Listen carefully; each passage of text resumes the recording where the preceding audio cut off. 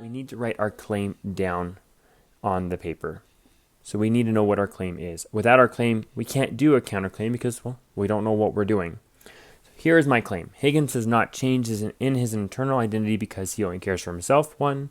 Number 2, he is arrogant. And 3, he disrespects people in all social classes, including his own. So this is our claim. Now, you'll notice that before I had a different reason right here. My reason was that he disrespects everyone. As I began to do my counterclaim, I actually changed this reason as I realized that he disrespects people in all social classes, including his own. It may not be all the time, but that's why we're doing a counterclaim. What we do when we do a counterclaim is we acknowledge the other side first. Then we're going to tell how you see they're wrong. We give evidence to back yourself up. After that, we explain how your evidence shows they're wrong by answering the questions. What is this evidence saying? How does what I said about my evidence prove my claim to be right? What does what I said matter? Or why is what I said important to know? And how does what I said back up my claim? So to start off, we need to know the reason that we're going to use for our counterclaim. I usually go with the last reason, or my strongest reason that I have that he has not changed his internal identity, or the strongest reason to back up your claim. This is my reason, that he disrespects people in all social classes, including his own. So I'm going to put that right down there. So we have that. We need to tell what the opposite side says about your claim, how they think that they're right and you're wrong. We would start off with a transition such as granted. On the other hand, however, things such as this. So here is my introduction. I'm going to state what the opposite side says, saying about my third reason. Okay, and I'm going to tell how they see things. So I'm going to say, granted, Mr. Higgins does have some level of respect for those who are in respected positions like he is. For example, he is very respectful to Pickering throughout the play because they are both in the same social class and are in the same line of work. Now, when you type this up, you want to make sure that this is going to be a green color. So I'm going to change that to a green color.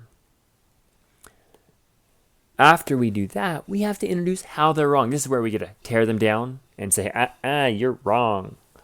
So here is my introduction to how they are wrong.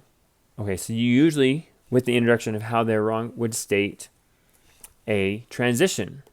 A transition being however, therefore, or it can be seen on the other hand, some sort of transition. I said, however, there are more times when Mr. Higgins shows little to no respect for others of equal or higher class rank.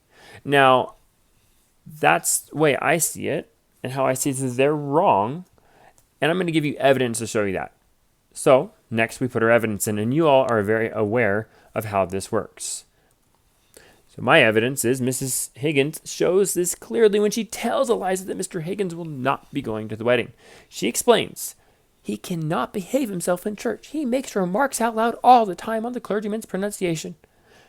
Notice again I have my evidence cited properly with the author and the page number.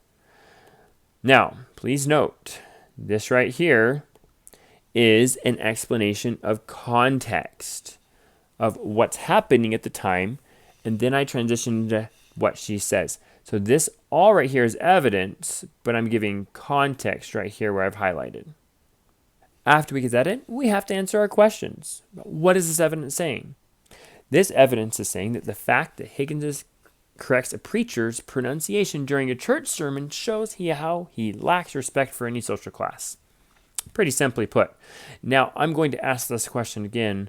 This next question, how does what I said here prove my claim to be right? This is important. How does what I said here prove my claim to be right? Let's see how I can change the question to help me understand.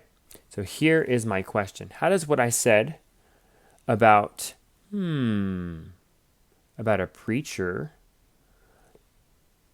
and him lacking respect for that preacher prove my claim to be right? Okay, that's my question.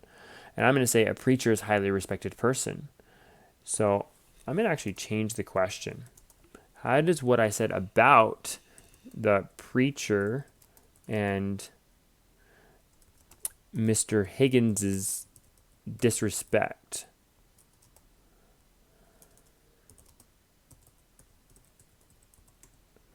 prove my claim to be right?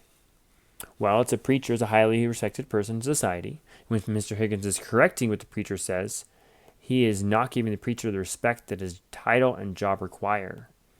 Now, I'm going to ask this question again. Why is what I said important to know? Or why does it matter? I'm going to tie back into that particular answer that I had. So here's my question, my new question. Why does what I said about him correcting what the preacher says matter? That's my question. Now I'm going to answer that question. Notice I am connecting about what I said about what? About what the preacher says. This is the preacher and correcting. It goes back to my last answer. I'm going to answer that question now. As he corrects the preacher, he's telling the preacher and the people around him that he doesn't care about what they have to say. Since Mr. Higgins doesn't care about what the other people there want, he shows no respect to any of them, including the preacher. Now, I'm going to do that same thing with this last question. I'm going to switch in how does what I said about this right here, what I just said, back up my claim? So let me change the question. How does what I said about Higgins not caring about what other people there want back up my claim? I'm pulling from my own answer previously. Now here's the answer to my question. If he doesn't care about others' feelings in a religious setting where there are many people from different social class systems, then he really has little to no respect for all people he encounters, no matter their social class. Now, what I'm going to do, at this point I've answered all the questions, I'm going to combine all the paragraph parts together. Here's how I'm going to do it. I'm going to select all of the parts, all the colors together, all the way to here.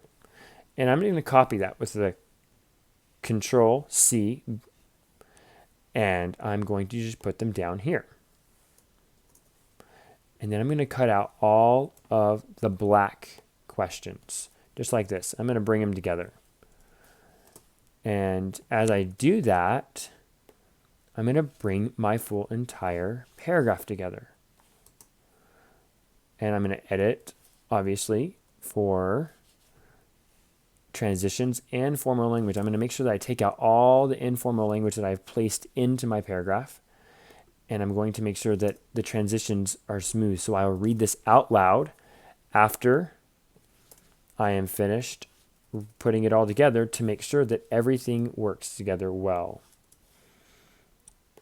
And it will look something like this. There you have it. There is your full paragraph right there. Once you finish that, then you can type it up and you're good to go. If you feel like you've hit all the points. If you have any questions, let me know. Otherwise, do your best. Keep asking yourself those questions. How does what I said prove it to be right? After what I just wrote down, how is that really showing that?